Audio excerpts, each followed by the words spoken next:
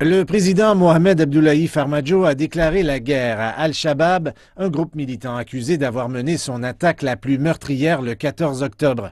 Un camion chargé de plusieurs centaines de kilos d'explosifs a explosé à ce carrefour le plus fréquenté de la capitale somalienne.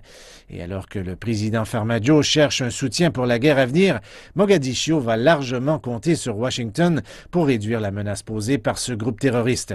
Les experts saluent ce soutien mais avertissent que cette décision pourrait avoir des conséquences négatives. Je pense que les troupes américaines sur le terrain ne sont peut-être pas bénéfiques à ce stade-ci, mais elles auraient pu être bien plus utiles si elles avaient servi à entraîner et à soutenir les Somaliens. Dans un sens, elles auraient pu faire mieux.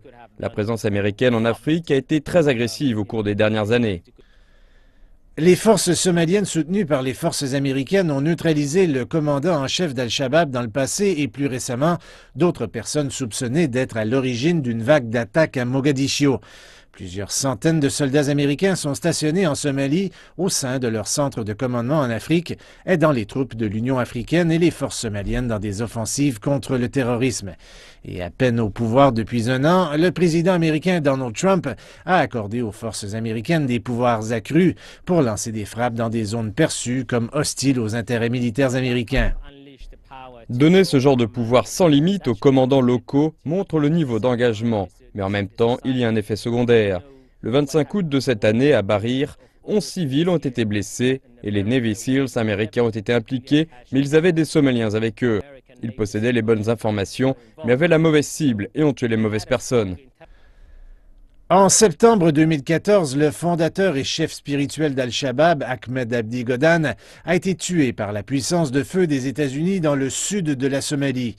Il a été suivi par Ali Jabal le 30 juillet. Jabal était le grand patron d'Al-Shabaab à Mogadiscio. Les autorités de Mogadiscio cherchent désespérément à affaiblir une insurrection armée qui entre dans sa 10e année.